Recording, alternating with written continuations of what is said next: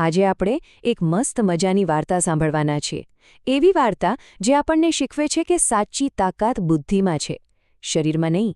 આ વાત છે એક ચતુર સસલા અને એક ભોળિયા વાઘની. જરા વિચારો, એકદમ ગાઢ લીલુંછમ જંગલ. સવારનો કુમળો તડકો પાંદડાઓમાંથી ધીમે ધીમે નીચે આવી રહ્યો છે. બસ આ જ સુંદર વનમાં આપણી વાર્તા શરૂ થાય છે. હવે આ જંગલમાં 2 જણ રહેતા હતા અને બંને એકબીજાથી સાવ અલગ. એક હતો એકદમ ચતુર, તો બીજો હતો તાકાતનો ભંડાર. તો જુઓ, એક બાજુ છે આપણો ચિંટુ સસલો, માથા પર લાલ ટોપી અને મગજ તો એવું ચાલે જાણે કોમ્પ્યુટર, અને હા, ગાજર તો એનું જીવ. હવે બીજી બાજુ શેરુ વાઘ, તાકાત તો એવી કે પહાડ હલાવી દે, પણ મગજથી જરાક ભોળો, અને પેટમાં તો જાણે કાયમ આગ જ લાગી હોય, બસ ભૂખ્યો ને ભૂખ્યો. અહીંથી જ ખરી મજા શરૂ થાય છે. બસ એમ જ એક શાંત સવારે, જ્યારે બધું બરાબર ચાલી રહ્યું હતું, ત્યારે આ બંનેની મુલાકાત થઈ.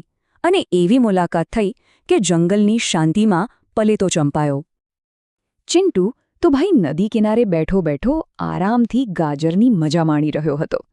ત્યાં જ અચાનક એને ઝાડીઓ પાછળથી કંઈક અવાજ આવ્યો. અને એ અવાજ હતો ઘુર રર રર. આંખના પલકારામાં તો સામે આવીને ઊભો રહી ગયો શેરુ વાઘ, ગુસ્સાથી લાલચોળ અને ભૂખથી બેહાલ. શેરુએ તો જોતા વેંત જ ગર્જના કરી, હા હા, આજે તો જલસો પડી ગયો. ચાલ ચિંટુ, બહુ થયું ગાજર ખાવાનું, હવે તું સીધો મારા પેટમાં જઈશ. લો બોલો, હવે ચિંટુનું શું થશે? પણ ચિંટુ ગભરાયો? ના, જરા પણ નહીં.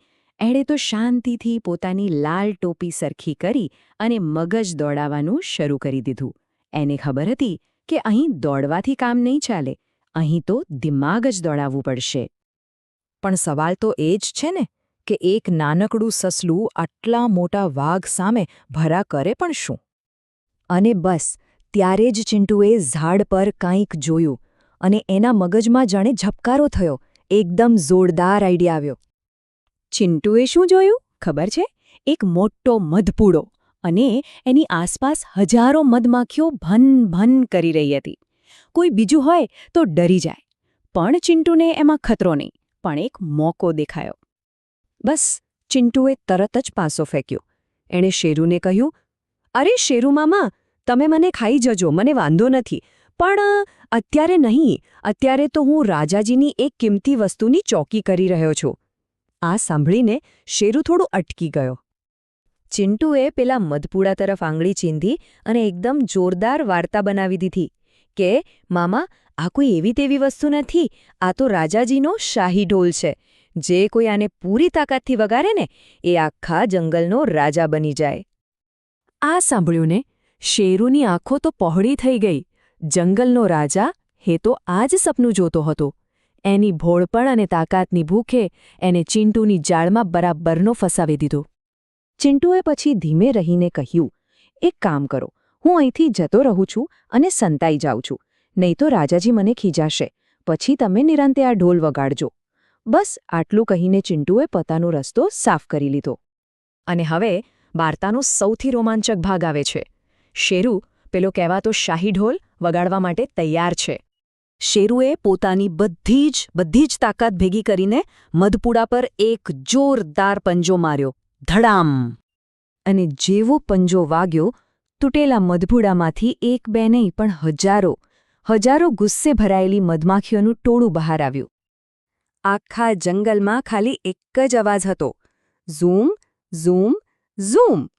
અને એ બધી મધમાખીઓ સીધી શેરુ પર તૂટી પડી. શેરુ તો જીવ લઈને ભાગ્યો અને ભાગતા ભાગતા બૂમો પાડવા લાગ્યો, અરે બાપ રે, બચાવો! આ તો ઢોલ નથી, આ તો બોમ્બ છે. હવે એને સમજાયું કે એની સાથે શું થયું છે. બસ આ રીતે ચિંટુની બુદ્ધિ કામ કરી ગઈ. પણ વાર્તા અહીં પૂરી નથી થતી. ચાલો જોઈએ કે આગળ શું થયું. પેલી મધમાખીઓથી પોતાનો જીવ બચાવવા માટે શેરુ દોડતો દોડતો ગયો અને સીધો જ બાજુના તળાવમાં ધબામ દઈને કૂદી પડ્યો. ત્યારે જઈને એનો જીવ બચ્યો અને આ સાથે ચિંટુની યુક્તિ 100% સફળ થઈ. અને પેલી બાજુ એક સુરક્ષિત જગ્યાએ બેસીને ચિંટુ આ બધું જોઈ રહ્યો હતો. એણે આરામથી પોતાના ગાજરનું એક બટકું ભર્યું અને મનમાં બોલ્યો, ખરેખર તાકાત કરતાં તો અક્કલ જ મોટી છે.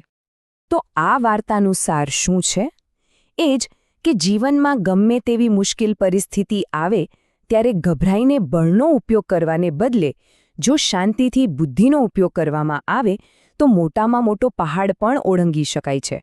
કારણ કે હંમેશા યાદ રાખવા જેવી વાત છે કે બુદ્ધિ આગળ બળ હંમેશા હારી જાય છે.